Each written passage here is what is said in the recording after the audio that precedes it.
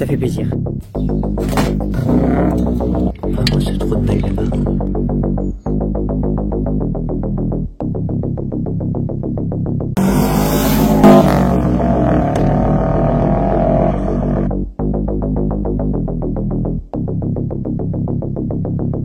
Bon, on se retrouve pour changer le cardan. Je vais vous expliquer comment faire les plaquettes, disques, et on finira par les supports moteurs. Je vais vous montrer un peu les outils que j'utilise, etc. Il y a moyen de se débrouiller, de pas en avoir pour trop cher. Tout est relatif. En gros, il faut quand même, voilà, au fur et à mesure s'équiper, etc. Mais au fur et à mesure, je pense que si on se débrouille un peu soi-même, on peut économiser pas mal d'argent en faisant les choses soi-même. Après, on peut déléguer pour faire des choses un peu plus techniques, etc. Amener la voiture au garage, etc. Voilà. Moi, je me débrouille à peu près sur tout. Du coup, même changer un moteur, ça ne me fait pas trop peur. Ça dépend les modèles, etc. Mais on peut se débrouiller, voilà. Donc, je vais vous montrer un peu les outils qu'il faut. Donc, je vais faire ça sur un Renault Master de 2001. Je me suis récupéré ça. On a dû faire les injecteurs. On a dû faire changer la vanne EGR, le pot catalytique, tout ça c'était bloqué. Enfin, c'était défectueux, du coup il marchait vraiment pas bien. L'ancien propriétaire était un peu désespéré, du coup il fallait changer tout ça, donc il fallait passer beaucoup d'heures dessus. Si vraiment j'étais allé dans un garage, c'était mort quoi. Il m'aurait pris cher. Enfin voilà, là c'est des choses qui faisaient brouiller nous-mêmes quoi. Quand on fait un truc comme ça, quand tu récupères une voiture comme ça, tu te débrouilles toi-même, tu cherches les problèmes, etc. Alors bon, il y a du temps à passer dessus. Vous montrer un peu ces outils là que moi j'ai choisi, etc. Le minimum, parce que moi aussi j'ai pas beaucoup d'argent et je veux pas jeter l'argent par les fenêtres. Du coup je vais pas j'achète de la qualité, des choses voilà, qualité prix, voilà, c'est pour c'est pas pour faire tous les jours. Par exemple le cric, c'est pas pour tous les jours réparer des voitures, etc. C'est pas ce qu'on choisit dans un garage, malgré qu'ils tiennent pas mal. Du coup il y a voilà, choisir des bons outils qui tiennent dans le temps. Pas besoin de prendre du Facom ou quoi que ce soit. Voilà. Il y a des caisses, des servantes remplies, etc. Je vais vous montrer un peu ce que j'ai. On va se placer. J'ai reçu les pièces ce matin. Et je vais vous faire découvrir ce que j'ai pris et où je l'ai pris. Je vais vous dire un peu où je l'ai pris, tout ça. Et comment faire attention aussi quand tu commandes une pièce, de pas te tromper, etc. De pas faire de bêtises, parce que quand on se trompe il faut renvoyer, etc. Enfin c'est la misère. Je les prends sur un site en Allemagne. Faut faire attention, même si vous dites que la pièce est compatible, tu vérifies, tu calcules, tu mesures, tu démontes la pièce, tu regardes si c'est à peu près la même sur la photo, etc. Vraiment regardez le plus de choses. Il ne faut pas croire les gens. Faut pas croire les gens qui disent ouais c'est la bonne, etc. Faut faire par toi-même. Tu prends ce que les gens disent, tu écoutes, mais tu te fais ton propre avis et tu recherches par derrière. J'ai toujours fait ça et on a des surprises. Donc toujours se débrouiller et regarder par soi-même les choses. Ouh là là, le chien arrive. Donc j'ai déballé les pièces, j'ai sorti quelques outils, la servante moi que j'ai, elle est là. Je vais vous montrer un peu les outils qu'il y a dedans. Il y a moyen de se faire des petites caisses, pas besoin d'avoir une servante, etc. Je vais vous montrer un peu ce qu'il y a dedans, ce qu'il faut un peu avoir pour se débrouiller, même en plusieurs cas, même à la maison, avoir toujours un petit truc pour pouvoir changer des pièces qui vont pas, des machins, monter un meuble, enfin voilà, ça sera pratique. Et il en faut chez soi toujours des outils pour se débrouiller, ne pas appeler quelqu'un et de gaspiller de l'argent. Donc voilà, si vous pouvez mettre un peu d'argent dans les outils que vous débrouillez vous-même, vous allez faire des économies. Je vais vous montrer un peu les outils. Oula.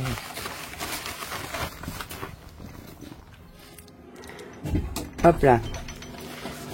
Donc, cliquez, hein. Cliquez, ça il faut avoir hein, un cliquet avec, voilà, ces douilles là. C'est les principales qu'il faut avoir. Après, bon, un petit cliquet, petite douille, ça c'est pas mal aussi. Des rallonges, que ce soit pour le petit ou le gros cliquet, donc petite, voilà. Moi il me manque une toute petite, j'aimerais bien en avoir une toute petite, ça serait pas mal. Donc voilà, donc le petit cliquet avec les, voilà, tout ça. Franchement, il y en a pour pas cher. Il y a des petits coffrets, voilà. Je l'ai eu pas cher, je crois que je l'ai eu dans les 500 €, toute la servante pleine. Donc voilà, il y a les cliquets avec les douilles, les comment ça s'appelle, les clés plates et je sais plus comment ça s'appelle, mais voilà. Donc des clés plates et je vous mettrai le nom de celle-là. Hop, tournevis plat et cruciforme, ça franchement chez vous il vous en faut hein. Donc tournevis boule, voilà, ça je m'en sers moins souvent, mais petit à gros tournevis plat, petit à gros tournevis cruciforme, des clés à laine et clés à étoile. Ça c'est voilà, ça chez vous ça vous servira, c'est sûr et certain. Alors là, pince coupante, ça vous servira toujours. Pince plate, voilà, ça vous pouvez l'avoir au fur et à mesure, voilà, ça sert. Une pince multiprise, ça c'est sûr, ça vous servira tout le temps. C'est à avoir dans la caisse, quoi, c'est sûr. Un marteau, voilà. Le mieux c'est marteau, pince coupante, et après le reste c'est accessoire. Hop. Et là il n'y a rien. Donc voilà, le principal c'est ça. Après j'ai pris un cric chandelle. Donc ça c'est le top hein. Je crois que je l'ai pris je sais pas où, mais en gros c'est un Michelin, ça vaut rien, genre pour 50 € t'as les chandelles et le cric. Donc ça va. Ça, si vraiment les roues sont bloquées et tout, avoir ça dans la voiture, c'est le top. Ça se déplie et c'est vraiment solide. On croirait que c'est, enfin, j'ai dévissé les vis de roue du camion. Et du coup, les boulons de roue du camion, ça tient bien. Et du coup, on a un truc qui est assez long et qui dévisse bien si elles sont bien bloquées. Voilà, bon, j'ai pris les pièces. Support moteur à l'arrière du moteur, donc balancier, je crois qu'on appelle ça.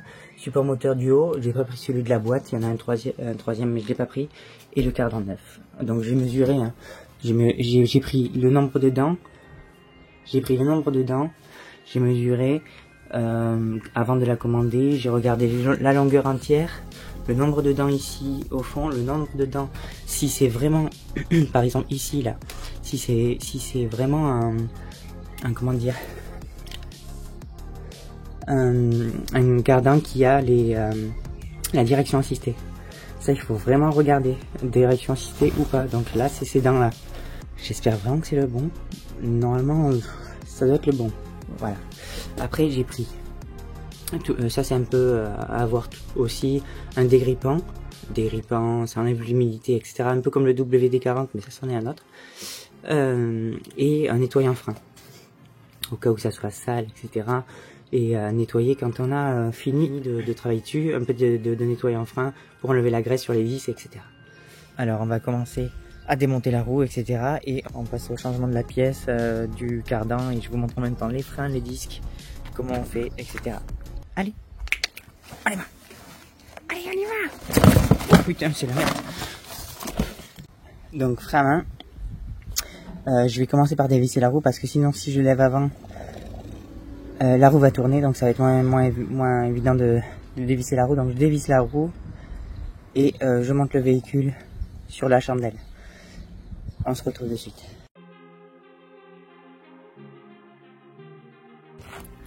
Donc là j'ai débloqué les boulons de la roue, je vais débloquer celui du cardan parce que pareil hein, ça tournera après, donc la roue tournera quand elle sera montée en l'air. Donc du coup je fais ça et on monte le camion.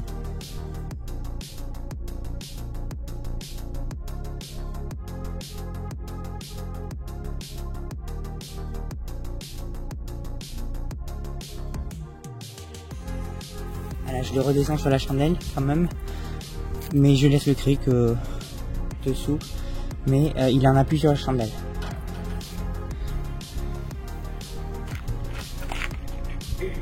Alors voilà, on en est là. Alors les freins, c'est si on veut changer disque et plaquette, ça c'est par là que ça se passe. 2 boulons derrière. Alors moi je vais pas le faire aujourd'hui, j'ai que les cardans et support moteur à changer. Mais donc 2 boulons derrière.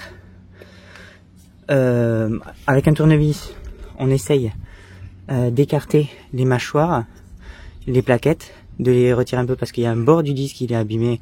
Donc il y a un bord du disque et du coup il faut que ça passe. Donc on essaye d'écarter et de faire rentrer les pistons et de dévisser après ces 2 vis pour sortir l'étrier.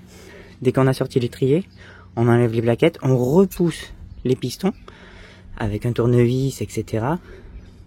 Donc là aujourd'hui je vais pas le faire, mais je vous explique quand même comment faut le faire. On repousse les pistons avec les plaquettes dessus. Des fois sur certaines voitures il faut les tourner en même temps. Donc ça voilà, c'est un peu spécial sur certaines voitures, mais voilà, repousser les pistons, surtout quand on a enlevé les plaquettes, on ne freine pas. Sinon ça va faire sortir les pistons, il n'y a pas de plaquettes, ça les retient pas et ils vont sortir et ça va puiser l'huile, enfin le liquide de frein, etc. Donc voilà, là tout est mort après, il faut pas faire ça. Donc on repousse les pistons, on installe les nouvelles plaquettes, on remet l'ensemble sur le disque, on resserre derrière et c'est fini, les plaquettes sont changées. Si en même temps on a le disque à changer, on dévisse, hop, là il n'y en a qu'une apparemment, donc on dévisse cette vis, coup de marteau derrière, etc. Voilà, et ça sort. Là je pense avoir rien oublié, donc les 2 vis derrière c'est ça, hein. Donc celle de là et celle d'en bas, vous faites par logique de toute façon, voilà, faut regarder, etc. Donc là je prends mon ticket, je le pose, imaginons si on est trop proche, si ça bloque, etc. On met des rallonges, on essaie de pas s'embêter. Normalement c'est, voilà, faut réagir avec logique et avec les outils qu'on a. Rallonge, on met la douille, tac, on regarde si on est là, voilà, si on est bien et on force. On insère toujours bien la douille dedans. Il faut pas être à moitié comme ça, si on rip on se fait mal. Donc voilà, et pour les disques, voilà, faire attention à cette vis. Des fois ça foire. Donc voilà, pareil, hein, si ça foire, il va falloir après se débrouiller à pouvoir la sortir. Donc ou percer, etc.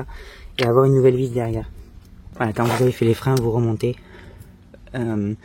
Vous remontez, les pistons bien écartés pour que ça rentre là-dedans. Quand ça rentre, hop, c'est bon, vous se resserrez et c'est fini.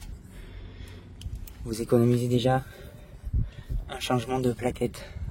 Pareil pour les pièces, vous les prenez sur le site que je vous ai dit, Ridex et tout ça. C'est des pièces pas chères. Ça vient en une semaine là, à la maison et puis c'est très bien. Pas besoin d'aller prendre des plaquettes à 70 € pour des véhicules qui roulent en ville, quoi. Ben voilà, c'est pas des voitures de rallye, bah voilà. Pour nos voitures de tous les jours, ça va très bien. Donc nous, on va pour le cardan, donc dévisser celle-là d'abord. On a dévissé. Ici, on a la biellette de direction et on va dévisser celui d'en dessous. Alors le problème c'est que des fois ça tourne, à l'intérieur de ça tourne. Faut faire attention, quand on remonte en fait on est obligé de presser les deux avec une pince des fois pour pas qu'ils tournent et remonter. Donc là voilà, faites attention au filetage, ne pas taper avec un marteau ici pour le faire monter comme ça. Vous mettez le boulon dessus d'abord à fleur et là vous pouvez taper un peu, mais évitez quoi. Faites ça doucement parce que le pas de vis s'abîme après et après c'est mort quoi, la biellette est morte. Donc nous on va dévisser celui-là, donc biellette de direction. On va dévisser celui-là parce que c'est sur un camion, c'est comme ça. Celui-là, la suspension en haut pour que tout ça se baisse et que le cardan puisse sortir. Et après il y aura au milieu là-bas, tout au fond, vous la voyez, hop, voilà, c'est la pièce qui brille un peu au fond, au milieu de l'écran. Il y a une vis en haut et une vis dessous qu'on voit pas, si on la voit ici, hop, là-bas.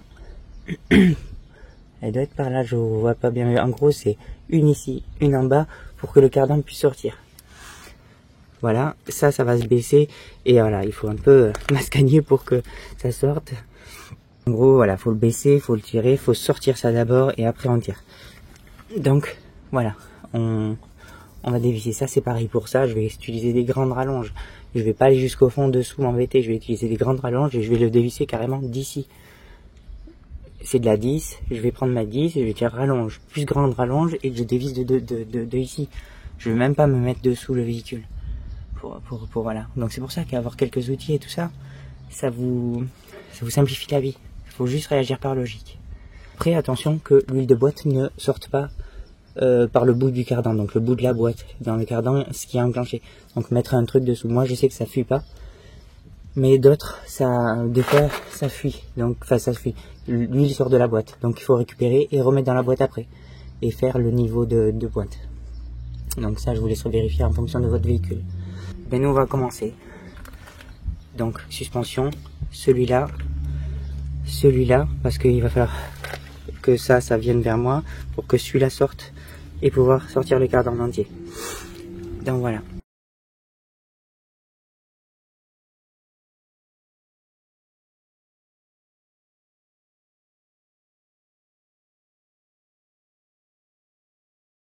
Vous avez vu, là j'ai une grosse masse. Ça c'est utile aussi, hein. Donc grosse masse, hop, j'ai tout tapé avec un coup. Vaut mieux taper un coup que 1000 coups. Sinon on va abîmer le bordel là. Et après pour le dessus, je sais que moi je dois juste dévisser une vis et ça descend. Mais là des fois on dévisse la suspension d'une voiture et on est obligé de taper pour que tout ça descende et que ça sorte de la suspension. Il vaut mieux avoir ça. Voilà, vous embêterez pas. Pour celui-là, ça ne passe pas. Je suis obligé de prendre la clé et de faire à l'ancienne. Donc, je vais prendre une clé et ça va me durer un peu de temps, mais c'est comme ça. Celui-là, on passe. Il n'y a qu'une clé qui passe.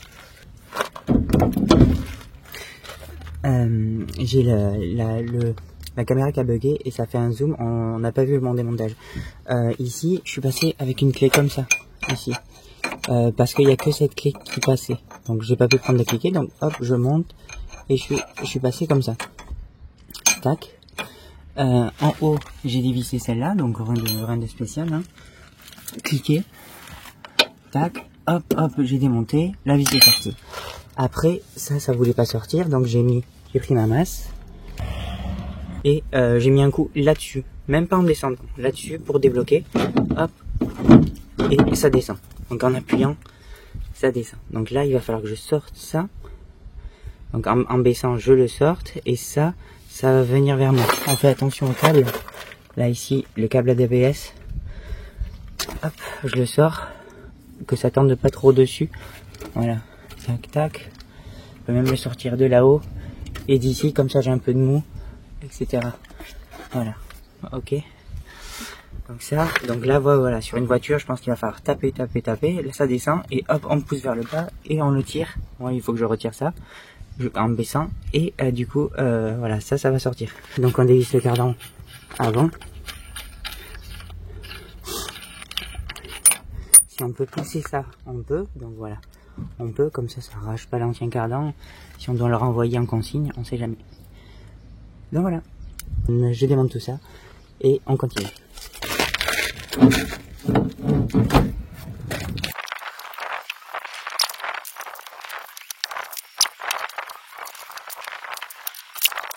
Ok. Là ici pour les devises du bon, je vais me mettre plusieurs rallonges de cliquet. Comme ça. Essayer de vous faire une vue, c'est pas mal. Comme ça, je m'embête pas.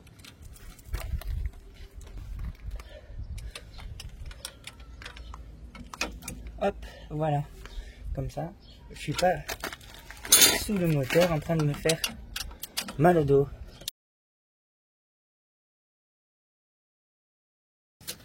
Je récupère mes vis. La plaque qui tenait le cardan. Alors ça c'est pour le côté droite. Hein. En général, les cardans qui ont justement un cardan au milieu, c'est côté droite. L'autre est plus facile à faire. Et là, on peut le sortir en faisant attention que l'huile ne coule pas au fond. On met un petit bac si l'huile... toujours, on met un petit bac. Là, moi, je sais que ça va pas couler.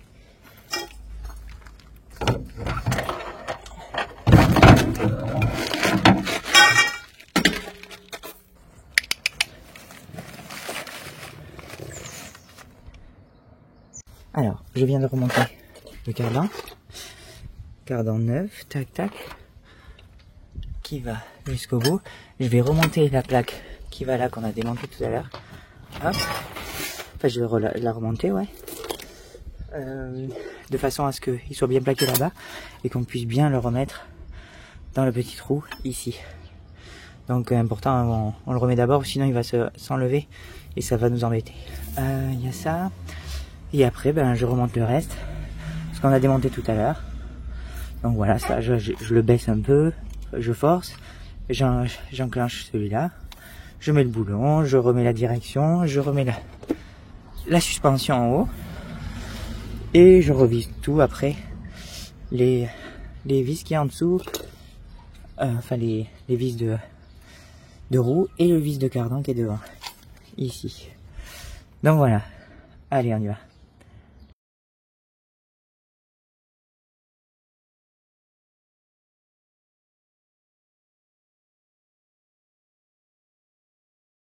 Alors la direction, quand on remonte, comme je vous ai dit tout à l'heure, il faut la presser, sinon la vis tourne. Donc voilà, sur chaque vis que vous remontez, un peu de WD-40, voilà, de dégrippant, ça aide un peu. Donc un petit peu de dégrippant, pas dans le haut du corps, mais sur la vis. Hop, la vis, et on voit si ça tourne. Moi je vois que ça tourne, il va falloir que j'utilise une... Alors moi je pense que ça sera suffisant si je mets un peu de pression. Tac. Donc je le prends. Attention aux doigts. Je le prends, je lui mets un petit peu de pression. Et hop, ça passe.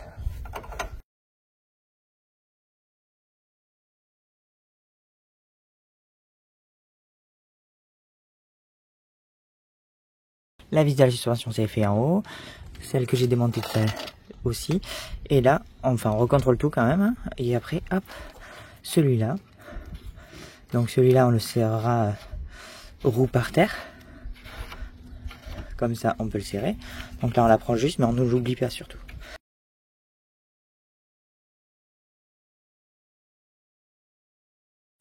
Bon, je passe au support moteur. Du bas, le balancier, et puis après je vous montre comment on fait celui du haut. Il n'y a rien de compliqué, hein. C'est deux vis à enlever, hop, et sur celui du haut il y en a 4, et voilà, il faut placer le tiric. Je vous montre comment on fait. Pour moi c'est des 18, je vous montre.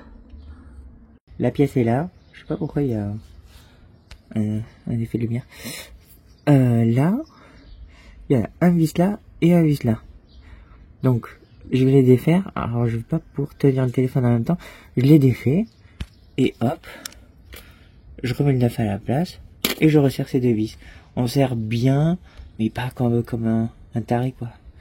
On serre, voilà, fort, mais normal. J'ai joué avec le balancement du moteur pour pouvoir refaire rentrer. Voilà, la partie noire c'est fixé au moteur et j'ai dû faire balancer un peu le moteur pour pouvoir rentrer les petits vis dans les trous. Donc voilà, donc j'ai mis les deux vis et après je les ai vissés. J'en visse pas un et puis l'autre. Je mets les deux vis et après je les visse. Voilà, comme ça il n'est pas tenu et on peut toujours le bouger. Il a ajusté. Voilà. On va se retrouver pour celui du haut. Il va falloir mettre un cric ici, seulement ça c'est fragile. Ça c'est là où se trouve l'huile, c'est fragile. Il faut trouver un point où ça se pliera pas. Donc moi je vais mettre une grosse planche de bois et je vais mettre le cric dessous. Donc je vais mettre cette grosse planche de la même façon de là-bas. Comme ça, et ben on tord pas la cuve d'huile. Donc voilà, la vis s'est levée, enfin le boulon s'est levé. Je vais vérifier en dessous et mettre une pression pour que le moteur monte avec le cric. Donc mollo.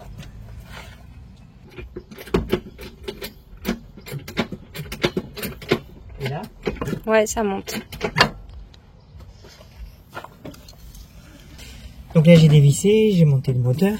Donc on voit bien que ça s'est désolidarisé. Moi je vais devoir enlever ces 3 vis parce que le moteur touche au fond.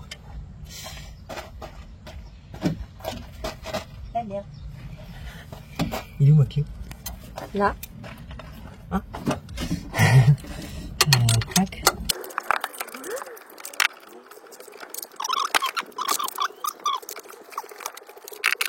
1, 2, 3. J'enlève la dernière que j'avais laissée par sécurité. Il y a un câble qui passe au-dessus. Hop là. Cette pièce on la remettra. Nous c'est celle-là qu'on veut. Donc maintenant il faut dévisser ces 4 vis.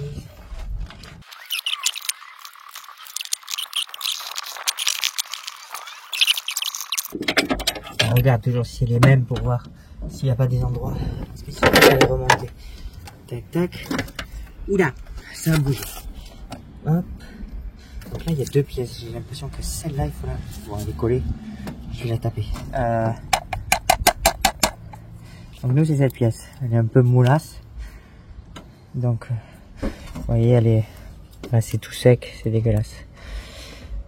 Donc je vais récupérer la pièce du dessus et on se retrouve pour le remontage. Voilà. Donc j'ai remonté ma pièce neuve. J'avais cette partie là que j'ai dû récupérer sur la toile. Donc voilà, il va falloir que sur la toile, c'était monté, donc je le remets comme c'est. Je pense que c'est comme si le support lâche ou devient mou, ben, ça supporte les vibrations avant et arrière du moteur. Donc hop, je remets les 4 vis, hein, sans les visser, sans les serrer. Terrain camion c'est un peu plus compliqué, enfin sur celui-là en tout cas, première fois que je vois ce montage. Donc moi je vais à peu près me mettre au milieu, je vais serrer. Donc ça sur une voiture, on se pose pas la question. Je reprends les mêmes traces que les anciennes, là où il était monté avant. Donc voilà, ça se pose pas sur votre véhicule normal, une voiture. Donc voilà, vous mettez le support moteur que vous avez monté, le nouveau. Hop, vous serrez.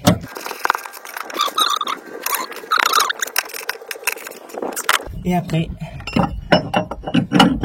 on insère, on met dedans.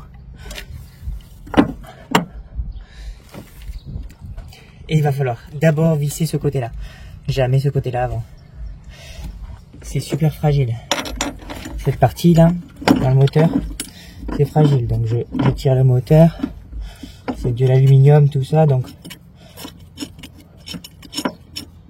on approche, on met une vis. On tire le moteur, on regarde. Ah, il faut que ça rentre à la main.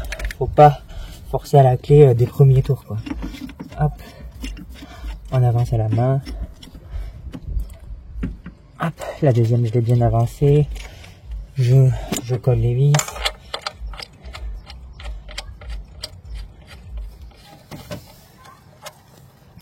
Celle-là elle est rentrée, mais elle avait du mal, mais il faut que ce soit rentré de quelques filets. De plusieurs filets d'ailleurs. Voilà, elle était obligée de bloquer. Donc, hop, à la main, on approche tout, on regarde si c'est bon.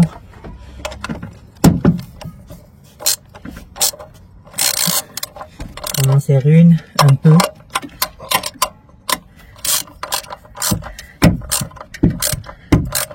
Là, un peu.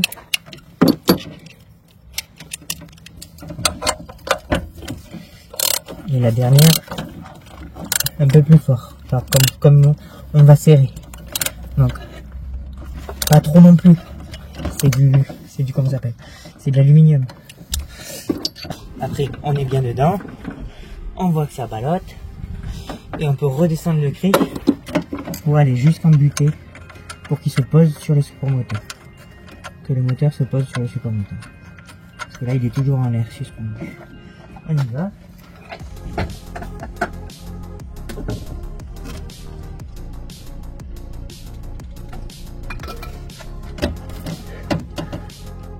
Pour moi, il est posé dedans. J'ai plus qu'à serrer cette vis pour que le moteur soit attaché à la carrosserie du côté gauche.